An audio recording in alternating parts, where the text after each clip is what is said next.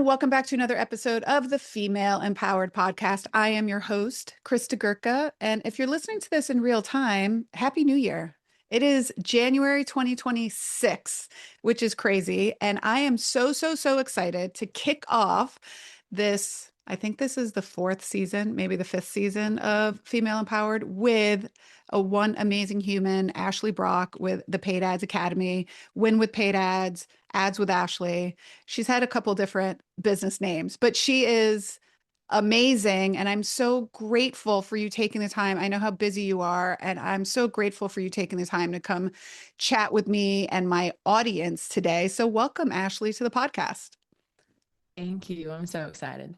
I am so excited. I am going to read her. It's a very humble bio, and then I'm going to let you kind of like wash it up a little bit because I think you have a lot more to offer here. But Ashley's slogan is making it rain, being rainmakers. So she teaches her clients how to make it rain in their business, being the founder of the Paid Ads Academy and author of the #1 Amazon best-selling book, How to Win with Paid Ads. After managing $200 million in ad spend for over a decade and advising and working directly with CMOs of Fortune 500 brands, she built a nearly 8-figure company in under 3 years. And we are going to talk about that because that's absolutely amazing. Hitting a $1 million day and building a thriving team of 12. I'm also going to ask you about your team because they really are amazing. Helping entrepreneurs be findable, scale profitably, and be known for more. And I am part of her group. I'm in her mastermind. And I can just say, it's just been an incredible experience. So I want you to know what a great program it is. And I don't say that lightly. I've been in a lot of programs, and if I'm going to spend money on something, I want to get the service back. And it's just been phenomenal. I'd love to just ask you your entrance into ads, right? And marketing in general, and then how you went from in-house to deciding you were going to start your own business. Yeah. First of all, Krista, I have to tell you, I'll never forget because I think you bought from an ad, you landed in the challenge, and then after it, you were like, I just have to say the whole machine of this thing was good. And I love her already because she sees what I see when I look at things, is I don't just see what's right in front of me, I see the big picture. And of course, this person is obviously immensely successful because they step back and look at the whole operation, which is why you're so good and have grown your business so well. I'll never forget that comment and voice memo. I was like, she saw it, and Thank it you. meant Yeah. a lot to me.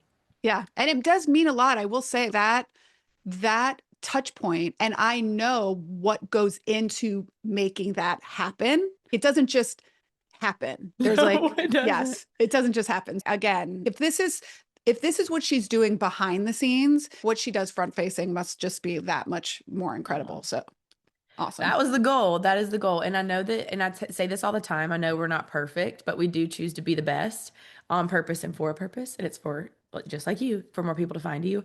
But it takes feedback. And anyway, feedback is actually probably where this whole thing started. You asked, and it was, I went to the career fair at the University of Georgia. I actually had a degree in broadcast journalism. And my husband and I were like, we need jobs. Let's go to the career fair. We go to the career fair. I met with some different businesses, and it ended up that the one that I connected the most with, and I remember going back to Kyle, was like, this is not me being on camera at News Channel 9, because I interned at a news station, and I was like, I'm at an ABC station. I was like, I'm gonna get a job there.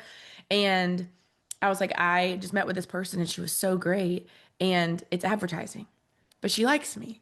And I was like, I really liked her. On day one, I graduated college, and then the next day, I already had my job lined up. It was by college, and then I started at a marketing agency, and then and that was a lot of small businesses. And then I went from that one to the next one. I call the girl that helped me get the job, the one that hired me, she moved agencies, and then she took me with her. I call her my fairy job mother I love because it. she took me from there to there. I went from small businesses, and maybe they're spending a couple thousand a month, to medium-sized businesses, maybe they're spending 5 figures a month, ultimately to a large agency where my clients were spending 6 figures a day. I had multi-million dollar budgets every month.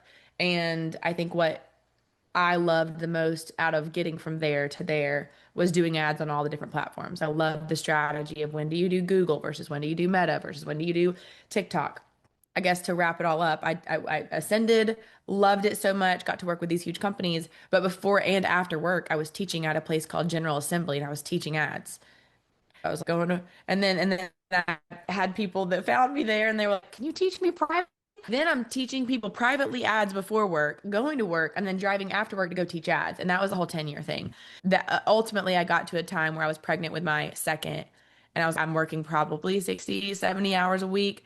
I'm exhausted. I can't leave my desk, even though I love my job. These clients are paying my agency six figures a month. What if I could just make a quarter of that a month? I decided to start my own thing. That's amazing. I love listening to Yeah, people's it was origin wild. stories because I just think it's so Hmm. interesting. By the way, I could totally see you being on TV as a broadcaster too, though. I could see you sitting at a news Oh, desk. thank you. Yes, I could see Thank it. you. Reporting. That's why I always say reporting live. It's like I Oh, that's started so that funny. because it was like a tie-in to like Ashley with me with the microphone, being like reporting live from News Channel 9 in Chattanooga. People are like, why did she say that? And I'm like, because I was a reporter. Yeah, So anyway, it's a you whole could be thing. like Reese Witherspoon in the morning show. You totally That's be her. see, that's why she's my doppelganger, even though I think I she's cooler than totally, me. But exactly, totally. I don't yeah, know about if she's cooler, but bucket I list think to it meet would her be for interesting. sure. Yeah. Let's get right into ads then. And you kind of Let's do did it. mention you like the whole thing about Google versus Meta versus YouTube. I believe most of my audience is mostly familiar with Google and Meta. I think they kind of know there's Yep. other things out there like TikTok ads and YouTube ads and maybe Pinterest ads, but it's one of those things that they're like, I don't really have the bandwidth to learn that right now. So most of my listeners are also local brick and mortar service Yep. businesses. Thank you. In your experience, and I know what your strategy is, but would you like to explain what your strategy is in terms of local brick and mortar service providers? Yeah. If someone said, Ashley, you have 30 days to get 20 new clients in my local service-based brick and mortar business, I would say, great, we can do it. And we would start with Google Ads because those people are already searching for you. They're already looking for a Pilates studio or a yoga studio or a chiropractic studio or a pelvic floor studio. They're already looking for a therapist or somewhere to go. They're raising their hand. And most often on Google, if you think about this big funnel, there's people that are symptom aware. Mhm. Then there's people that are aware that those symptoms are a result of a problem. Then there's people that are aware that they have a problem that they need a solution for. And then there's people that are aware of your specific solution. On Google, people are typically problem aware or solution aware. I'm searching for the solution of a physical therapist. They already know they want it. You don't even have to sell them that they need one. They already know. And so they're just raising their hand searching. So being findable on Google for that is the most lowest of every dollar anybody could spend. They could tell you, I want some wallpaper in the studio. I need a new chair. It's like what you really need is to make sure that people will sit in the chair and see the wallpaper. You need to be findable on Google. And then the strategy is once they've been to your website, once they've checked you out or they've seen your Google business profile or if they've gone to your Instagram because you were found, they saw your website and then explored beyond that, then you just needed to be top of mind. Because one of the things that we probably know is when I'm searching or Chris is searching on Google for something, most common behavior is when I let's use a yoga studio as an example. If I'm searching yoga studio near me, I'm like, oh look, there's four. I'm Googling and I'm like, who has the best reviews? Okay, they've got a knock in the butt. I'm like, okay, you've got gold star for me. And then I'm like, oh, but this one's closer and they also have good reviews. Okay, this got a knock for me. And then I see another one and I click on their websites and I'm like, okay, your website looks like it was updated in 1983. That's no, I love 1983. It's just that the website shouldn't be that. This one, there's no reviews and I only see one type of person here. I don't know if this is a diverse group, maybe it's young, old. And then this one, I'm like, your website looks really good. I wonder what your Instagram looks like. And I scroll to the bottom. I click on the Instagram. And then I'm like, oh my gosh, look at how cute the studio is. It looks so clean and nice. Oh, I love that. And it's right by the shopping area. Maybe I could shop after. And then I'm like, okay, this one's got my preference.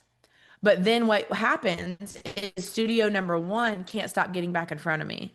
And I see them over and over and over. And then they've got an incentive. And then I saw something else I didn't realize, even though their website was bad, at least there's this other testimonials and other people. It's like the person ultimately, even though I actually probably would have picked studio number three, it's like studio number one won't stop following me around the internet and they look really nice. Let me just give that one a try. because it's the law of familiarity. What we're more familiar with, we move towards. And so that's the opportunity is be findable on Google and then stay top of mind on Meta. Great. The way that you call them is prospecting is like be findable, right? Those are Yep, new people, usually that's right. cold for the most part. And then the being everywhere on the internet is retargeting. That's exactly it. Yeah, you can do both, right? You should do both, You should. actually. Yes. Yep. Yeah, I love that. Okay. When you and I know you see a lot of people's ads. And one of the things that actually really did attract me to your program also was you do have a ton of local. My business now technically is online, but Totally. forever it was local business, and my clients right now are local business providers. The fact that you had so many local service providers in your groups and in testimonials, that was also another big thing that drew me to your program. Cool. That's good to know. What are some of the things that you see, maybe mistakes, when you see people's the way they've either set up the ads or been taught to set up the ads before? The number one mistake, let's talk Google first. So Okay. local search, what are some things you that are really common mistakes you see people make all the time? There's there's two things for everybody that's not an ads wizard. The way that I could bucket this for this to be super straightforward is there's the words Hmm. and then there's the buttons. Okay. The words, what are the keywords? What are the words on the ad? What are the words on the landing page? Are the words good? Are you actually showing up for the right thing? Then there's the buttons. There's so many, but you're, oops, accidentally am targeting the whole United States. I'm like, yep, that'll be why they won't show up in your Pilates studio. And crap, I didn't know. I've actually had that happen. Someone, no, it's all Pilates studios. I know, but you're showing up in Kansas and you're in California. I'm like, no wonder you're getting zero people. That's just a button issue. Yep. I feel like it's a balance of people, and at the end of the day, the thing that I find so often is people are just DIYing. They're just Hmm. let me just figure it out. And I love the hard work and passion that comes from somebody who's a figure it out somebody. It's just you can still figure it out yourself while having an expert speed you up on that. Yeah. Yeah. So that I think people not realizing the difference between yoga versus a yoga studio near me. Those are Hmm. two different keywords. Someone could be looking for someone's, oh, what we do is yoga. They make yoga their keyword. And for 100 reasons, I can tell you why that's a terrible idea. It needs Yep. to be what is the intent of the person? Because the thing about Google and Meta and all these things is they'll optimize towards the signals you give them. If you give them bad signals, you will get bad results. But if you give them good signals, you'll get good results. You mentioned No, you, that yeah. to me in the call that we just had this week, where I asked the question about having all those different conversions set up, like directions, Oh, contact. yeah. And you made a comment that, because Calls. my question was, should you just optimize for one specific thing, or are all of those conversions okay? And you said what's going to happen, as long as those conversions are good intent, like someone looking for directions is a good intent that they want to visit you. But if they just go to your random contact page, that might not be. And then Google is just going to keep showing your ad to people that will just click and not take an action type thing, which was a very That's exactly interesting right. mind thought, a mindset for me of, oh yeah, that Google will keep, and Meta's the same. They will just keep showing your ad to the person that's going to take the action that you're testing on. That's right. That's why it's you could give them all of those signals, but would you rather give them all of them or just some of them that are the best intent and you want to give that? The thing is we get the option. That's why I asked you even at the beginning, there was one coaching call and there were like so many different keywords and I was like, you could show up for all 10 of those keywords, but what if you could just show up for the three that were the most highest intent specific? And I would like that. We can do it. We can eliminate all the other mess that someone could get distracted by.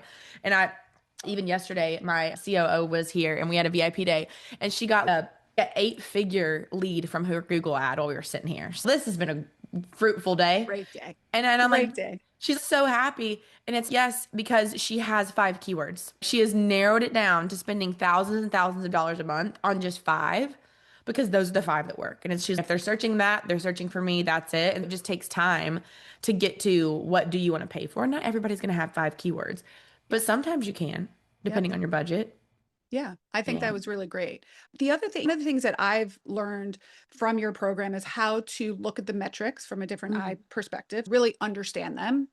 And I would say you did mention, oh, when someone's DIYing it, they might know or not know, but I've seen people who have agencies doing their ads, and I don't think they have it set up great or correct even too. And I mean, that did happen to me at one point. I was working with an ad agency who was very reputable, had worked with some very high people, and they had my ads not optimized to the right conversion either, but I didn't know enough to know the difference. I know. And their reports to me were, oh, look at all the impressions you got. Look at all the clicks you got. Look at how many people went to your email. But some of those people were in Botswana. And that is no one's coming into Miami, Florida but again, No. I didn't know enough. I basically abdicated the responsibility Right. without knowing enough. And now I feel I have a much better skill set. I can still have someone help me, but no, that's not the strategy we want. Nope, these are not good leads. These are good leads. Let's go more in on this one. Even with watching people's eyes. The biggest thing I see now, and I'd love to hear your feedback on this, is broad match Mm. versus phrase and exact. Yeah. Even a lot of even the brick and mortar businesses I know, when I go in to look at their Google ads, their agencies or ad persons all set them up with broad match. And from what I've learned Yeah. from you, that's not good intent. I still No. think of your picture with the little tent inside, and Yes. that could be Yes. someone looking for a video of Pilates. Correct. So, is there ever a time where you would use broad match? Yeah, when you've got so much money and Okay. you're like, hey, I want to expand a little bit and let's just see if it gets good quality. Like when you're spending 6 figures a month, honestly, my accounts had broad match in it. It's just for small business owners, 90% of the time it's a no, and 10% it's a yes. Like Okay. sometimes some long tail broad match keywords can work great. And for those of you listening, they're like, what are these match types? There's basically three different signals you can give Google of what you want to show up for. And people that don't know what they're doing are just going to say, oh, these are my keywords, and you upload them. What you don't realize is you're doing it the wrong way. You're not giving Google the signals of how you want to be specific with that word. That's the more broad option. And Google and their representatives, I'm not saying anything against Google. I had great Google reps, they were amazing. There's different tiers of Google support. The people that are spending the absolute most get the absolute most experienced Google reps. The people that are spending below $50,000 a month are going to get, or even 10,000, or there's a tier. And the goal is that Google wants you to spend your money in full, and those account reps are incentivized to get your account to spend, and they know that it will spend when it's in broad match because broad match can show up for anything, and it can be really lenient. And that's why I had a dumpster company actually be showing up for trash cans. And I was like, you are a roll-off dumpster rental company, and because of broad match, you're showing up for trash cans, which are day and night, two different things. You'll spend 100% of your budget and get zero conversions. I've seen agencies, and here's the thing about the agency side. It's almost, you think about an organizational structure, Krista, team.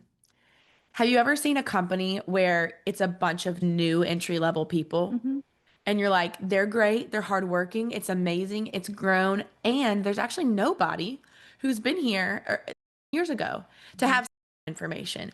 And at a certain point, grow, there becomes this ad agency layer of all the people that have actually never done the manual stuff that are only in the new AI, let it be broad, whatever. And that's not getting as good of results as the more manual option, but they've actually never even heard of it. So they definitely can't even recommend it. And they're being told by their advisors, no, only broad, smart bidding. And it's the only people that really know how to make it happen are the people that have been around the block or in it for long enough to be able to advise. I think sometimes that's where it's like, man, with every extra year, the people that have been doing it the longest, there's fewer and fewer that are Yeah. still in it. I think that can mess up the performance when that's someone's Yeah, experience. They don't even know what they don't know to advise. exactly. And usually the business owner, and I say, listen, most of us are in my industry, we're movement people, we're very left brain people, we're science people. The marketing is such a huge umbrella for us. We can understand it, but usually most You of us are have, so yeah. in the business that it's really hard. Oh my gosh, I have to learn this new thing. When It's like when our patients go to the doctor and the doctor's like, oh, yeah, you had surgery, but you're great. You can go back, or you just had a baby. Yeah, but you can go back to running, no problem. And you're like, as a therapist, you're like, you could, but I would not advise doing that. Right. Right. And when the business owner doesn't know enough information to ask the question to the ads person or the ads agency, there's no good communication happening there. Nope. Yeah. Nope, there's not. So sometimes when I'll see something questionable, I'm not going to assume anything. I would just say, hey, would you ask your ads person? Here's the question I would have for how this is set up. But I don't know what they are thinking on their end. But they should have a real rational answer for you, right?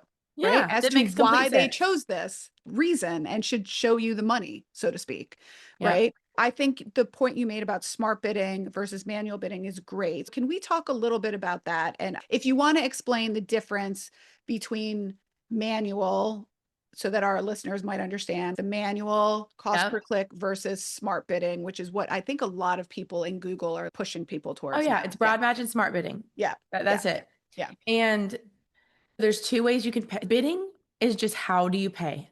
That's all it is. Think about sitting in an auction. It's like the auctioneer's going about a mile a minute, and everybody's like, "Ooh, $3, $4." That actually is what's happening behind the scenes every time you say, "I want to pay for this keyword." There's an auction that is occurring, and there's a few ways you can pay for that auction.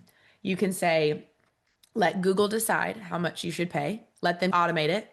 And if you think about why all these agencies are doing broad Mhm. and smart bidding and performance max, it is because it is easier. Mhm. It takes more time and more resources to train someone how to do it a manual way because it's a skill versus do it the easy way. It's way easier to mass get someone to do something and handle as many accounts as possible at an agency when the way that they're setting up the campaigns is not so complicated, right? There's with bidding, there's the way that you let Google decide, which is a quicker, easier way. Then there is manual. Let me decide.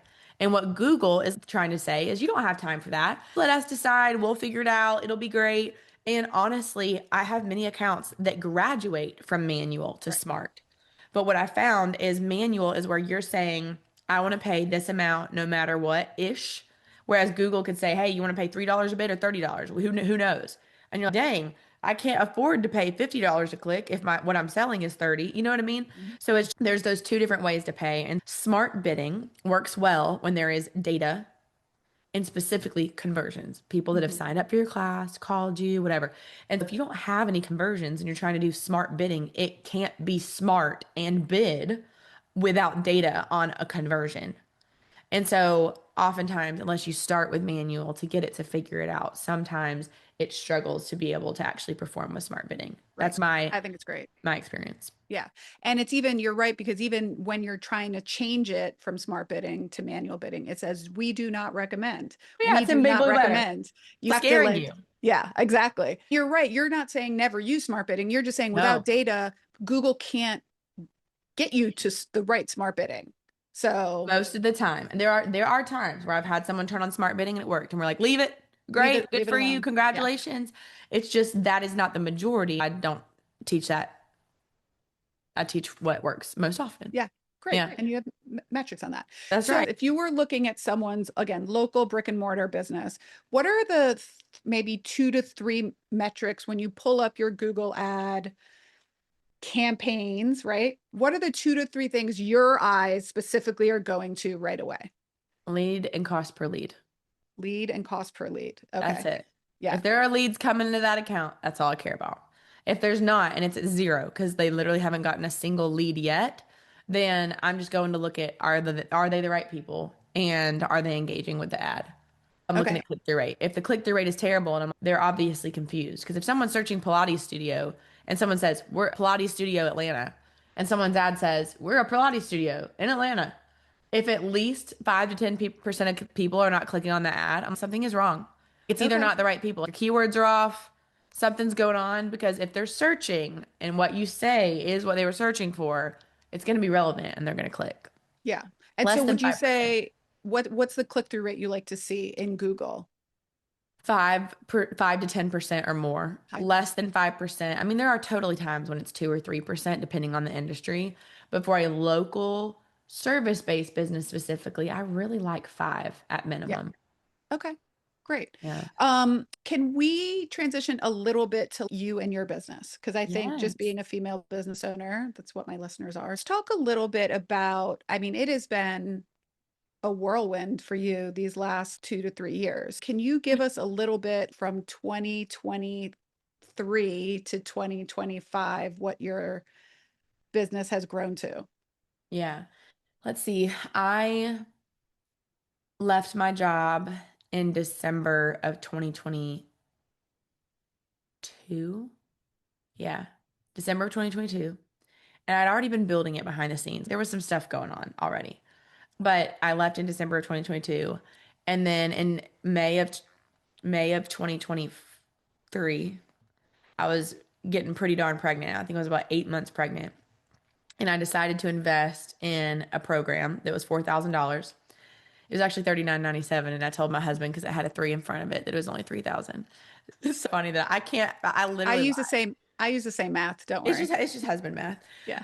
And I purchased that program. It felt like the biggest investment of my life to pay $4,000. It's funny I could spend millions of dollars for clients, but when it was me, I was like, what is happening? I panicked and then learned some sales skills. And the next launch I had with my own ads, I had 20 or 30% higher conversion rate. I was, oh my gosh.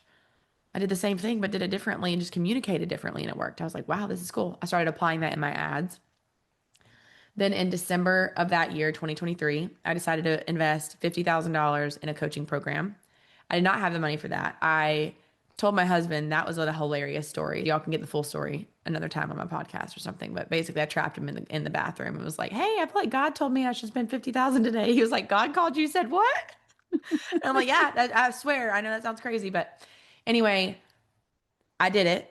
The very next month, I had my first six-figure day in my business. I was able to pay off those credit cards and take the weight off my anxiety. And then I took whatever was left of that money and just reinvested it and hired someone else on the team, reinvested it back in ads. The business did 1.4 million in 2024. And then it's 2025 and we've done 7 million. It's amazing. That is insane. And then I know that yesterday we planned for 2026 where we will do 10 to 12 million is the goal. The goal is 10. We're going to go on our company trip at 10. But I know that we'll do 10 to 12 next year because we're just getting the right things in place. But yeah, it's been, and the only thing I didn't share in that whole journey is when I made the $50,000 investment, that January I had a six-figure day. Well, 6 months later in June of this year, was it this year? What is happening? No, it was that year of 2024. I paid six figures with that same person I bought the 4,000 from. Long story short, I paid Got it. six figures to invest in their program to work with them more closely. Then Yep. I paid six figures to go be with Alex Hormozy and have his team on Yep. it. I was relentless. The reason we've done 7,000 is because I've invested more in myself and the business than ever before. And that includes the team. We've grown from a team of one and a half in our $1.4 million year. It was me and one other person, Okay. two people. And then to do seven, we added 12. That we're at 13 starting tomorrow or on Monday. We'd absolutely invested in my growth, my skills. I invested in four different masterminds. People always tell me, well, I can't work with you. But and it's the same thing for you, Chris. When people are Yeah. considering working with you, one of the excuses, sorry, but it's true, is they're like, well, I can't do it because I'm like, you're just making up excuses. You Yeah. can, if you want to fight for your excuses, you can have them. Yeah. I'm gonna go grow. And I just feel skills stack, they don't detract. I'm like, oh, I'm in a mastermind. Perfect. That's only going to help me with this other skill. I've just relentlessly invested in myself, in my team. And of course, we spent over $500,000 in ads, which also helps. But just it all, there's expenses in the business, but we also still grew very profitably and got to help a lot more people and actually help our clients make millions, which is what makes me and the team so happy because we have a whole little wins channel for that. But yeah, Amazing. that's a I story. mean, that is, talk about hockey stick growth. That is, that's like a hockey stick. And then on the other, like on the other way around, it's like a huge, I mean, that's a huge angle of hockey stick. I'm curious to ask you, one of the things that I see, and I felt it a lot in business, was when you start hiring people, like Yeah. people management, is it's a different skill set. It is a And different skill set. yes, and I find, I don't know, I feel like I get this from you too. And just in terms of being a founder and a visionary, I kind of call it the founder's paradox sometimes because Mm. our brains are thinking 25 steps ahead. And when we're hiring people, then we kind of have to, there's just this dichotomy. So, how did Yeah. you handle quadrupling your team in a year? I'm gonna be honest, it was really hard. Mhm.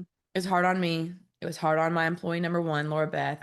She came over for the VIP day, and we had a moment yesterday, and we were both just getting emotional because it has been hard to grow a team and for everybody to be okay. Because to grow at that pace, you always need somebody else. Somebody's drowning all the time. And I refuse to hire someone who does not align with our core values just because we need a person. Mhm. And we've hired almost one person a month. That's why we went from that to, because we hired someone at the very end of 2020. We had one person all year, but at the end in November and December, we had two. And we were four. So we went from four to 12, 13. I had to let one person go. That was hard. But it's because that person, it was a misalignment with core values, and it was Mhm. because we were so desperate. We hired quickly instead of following through with our process. And so I was like, I will never do that again. And so we've refined our process. We've gotten support for the people that were owning so much of it because now we run ads. There's an application. They have to do a video. And now we don't even look at anything of their qualifications until we look at the video to see if they're a Mhm. sane person with good communication skills. And so then after I've looked at the video, then my hiring team looks at their qualifications. And then if their qualifications are good, then they set up an initial interview. But I'll tell you one thing, we did not have a hiring process. It was Ashley, you call them, Laura Beth calls them, we're like, you're in. And now we have a legit, sophisticated, very good process. But it has been the hardest thing because as we've grown, I've not wanted other people in my team to drown, but I've had to be a vision caster and be like, this isn't forever. And you're gonna be so glad that you pushed through. Just hold on with me. And so it's been hard, but I Yeah. have the best team in the world. I don't want a single one of them to go anywhere. They're so good. I'm so Yeah. grateful for that. And they've been You willing to do have a take great feedback. team. Thank You you. do have a great team. I mean, I haven't met everyone on your team. As a core value is really important. Yes. So, and integrity, doing what say you're going to do. Yes. So, I can say that I fully feel when I invested in the program that you provided the service that you were advertising, right? Good. I Praise have, the Lord. well, I have joined groups that, and paid 15, 20, $25,000 to be in masterminds. And then you get in the program and you're like, we're not even seeing the person that sold us the mastermind. We paid to learn from this person, and I haven't seen this person in 8 months. Where are they? Where are we? The bait and Oh, switch is man. never fun, right? Yeah. I will say your team is great. At every email that I send, I get a response back. I'm not sure if this is the right person, but if you can direct me to the right person, this Oh. would be great. And I know that that comes from leading from the front. That doesn't happen in a vacuum. That comes from the leader. Mm-hmm. Even if the leader is hiring the right people to work that process, that's the step. It's So true. and you with your team now, how do you feel you have had to change on a personal level to interact in team dynamics? Mm. Or maybe you haven't. Maybe no, I was built for this. I have had to have self-awareness. Mhm. And luckily, although I'm not perfect at it, I really am in relationships and in life willing to admit when I'm wrong. One thing I've done is admit when I'm wrong to the team. There was a team call a couple weeks ago, and I cut off one of my teammates. I was like, "Nope, we won't be doing that, and here's why." And then I just moved on, and it was like really rude how I responded. And on the next team calls, "Hey guys, I just want to start off with publicly acknowledging no one said anything to me about it, but I lost sleep about it. There was stuff going on and there's no excuse, but this is not how you talk to people." And so I was like, I'm so sorry. Here's what I meant to say instead. And having extreme ownership. I read that book, Extreme Ownership. It's Mhm. so good. I But have it over here. Yeah. yeah, I love it. It's my fault. I'll take the ownership. And then I just know that what I really try to do is they're all different. And the ones that I'm more similar to, of course, it's easier to talk to them. the ones that I'm a little bit different because I need different personalities. I need different people on my team. We do not need a lot of Ashleys. We need a diverse group of people. And so I've hired that intentionally with people that have other gifts. I think one thing I've had to do is be a chameleon. Mm-hmm. Okay, with this person I talk like this, with this person I talk like this, and just being willing to take feedback. But yeah, I have loved leadership from day one. I loved being the captain of the basketball team. I wanted to be on TV. I love leading. It's fun for me. It's thrilling for me to pull people together and pull the best out of them. I'm an 8 on the Enneagram. I'm a Mm-hmm. challenger. I just want to challenge you to bring out the best version of yourself. And that's fun. And I've been self-aware and constantly been trying to be a better person and leader for them too. Yeah. Because I know my I clients will win for when the sure. team is happy. 1,000%, Yeah. right? 1,000%. I will say learning how to be a leader was a tough transition, like going from a Yeah. technician to a manager to a leader. And I always wanted to be a leader too. I was always like, I want to be the head of the group project. More though, not because I'm an 8, because I'm an Enneagram 3. I wanted to be in control of the outcome of everything. It was important to me that I was like, we need to win. And in order to guarantee that, then I need to be in control. For me, it Yep. was a lot of also getting better at being a little more self-aware. What I recognize, I am a chameleon by nature. Again, being an Enneagram 3, I'm like, I will morph myself into whoever I need to be liked and be win. But it gets exhausting. That type of Yes. task switching is very exhausting. For me, I recognize that I didn't have the best communication style for everybody on Mhm. my team. And I also agree we Yes. shouldn't hire a bunch of mini-me's. That's like the biggest No. mistake an owner can make. Shh, I preach. started just putting people in roles that were, I'll admit, better communicators than I am. Like Yeah. I had a good communication style with that person, and then they would in turn have a better communication style with some other people on the team, right? Because I just Totally. recognized I don't mean to hurt people's feelings. I really don't. I care very deeply about people, but I do recognize that again, like you, I'm like, yeah, we're going to move on from that. And I'm like, that's not nice. It is not nice, and I don't. That's rude. I don't want I to be can that say it person. differently. I'm like, I know that I can. But here's what we're Yeah. doing.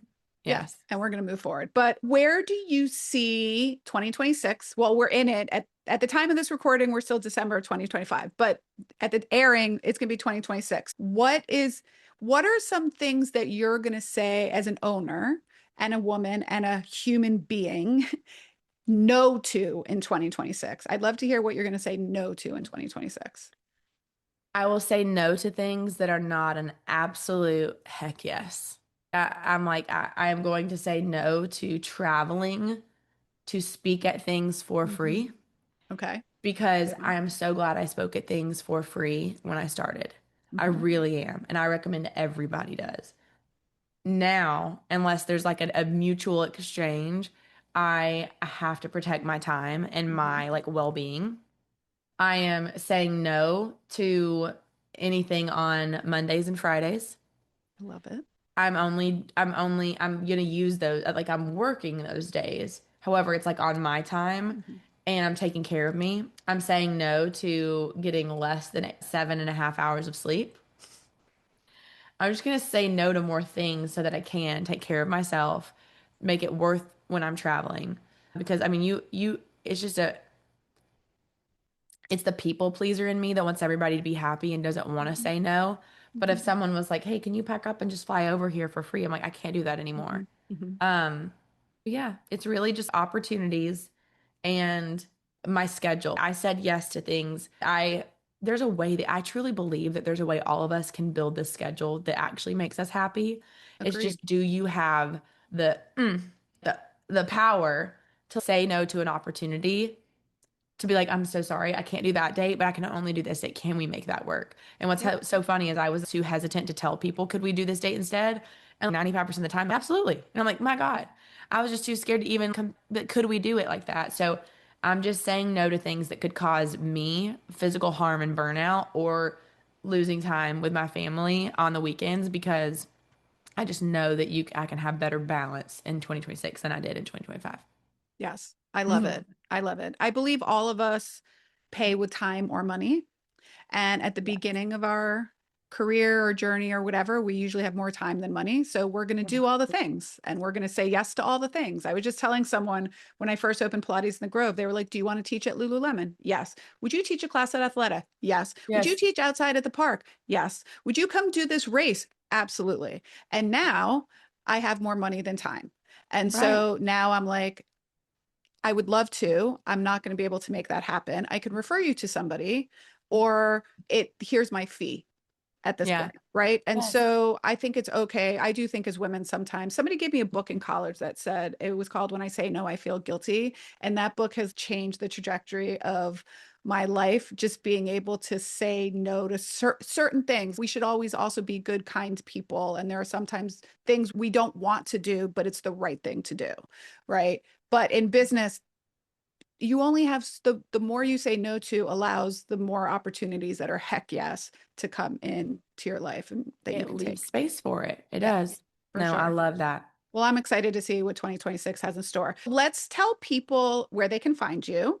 Your Instagram handle, I think, is just at ads with Ashley. That's me. Yep, we're going to link it in the show notes. And you have a challenge coming up at the end of this month. Can you tell? We're going to link the challenge in the show notes too, so people can join up. By the way, this is how I found Ashley, and it was so phenomenal. I was done. I'm joining. Good. And I'll be very Oh. honest. When I joined the challenge, I had zero interest in joining the mastermind. I really was, I don't think now I'm going to join the challenge. I'm curious to hear what it said, but I had zero interest. And the challenge was so good that I was like, this is a no-brainer. In 5 days, you completely Oh. transformed me from I have zero interest to dropping 5 figures on a mastermind. Tell our listeners about the challenge. I think everyone should sign up for this. Thank you, Krista. I'm so glad you did. I really am. That's what I want everybody to know for your business, for anybody business listening. When you are great at what you do and you can communicate that well, people will want to come to your place. There's a lot of yoga studios, there's a lot of other Mhm. places, there's a lot of people that could teach ads. They'll only want to work with you because you're you. And that makes me so happy. Yes, the challenge, it's 5 days, it's incredible. It's life-changing in my opinion. I had my life changed by that other investment because I was in a 5 day challenge. I'm like, these just experiencing and learning from other people has changed my life. Yes, the challenge is below. It's the Win with Paid Ads challenge. And we'll link it's like paydadscoaching.com/challenge. Yeah. Great. We'll link it in the show notes below. It really is a very good, again, even if you were like me, you're like, I have no desire to sign up for a marketing to do the challenge. I'm just going to tell you, she teaches so much in those 5 days that you will learn something each and every day in the challenge that you had never heard before. I'm telling you, I've been doing marketing for a long time. And I was like, I have never heard this before. And we both believe putting yourself in the room with different business owners is an integral part to your growth as a female business owner, as a male business owner. I just really, really believe that putting yourself in the room with different entrepreneurs is life changing in terms of a business. And so it's been a really great experience for me to be part of your program. And I do thank Oh, you so much for taking the time to speak to my audience today. I loved it so much. I really am. I've loved working with you, and you're so smart too. For all of you listening, I know you know it because if you're listening, you already know Chris is amazing, but she is very, very smart and she's successful for a reason, and she loves helping people do that. And it's really cool to watch. Yeah, I'm Thank you so so much. thankful. I'm Yeah, it was thankful great. for you too. All right, everyone. Until next time, bye for now, my friends.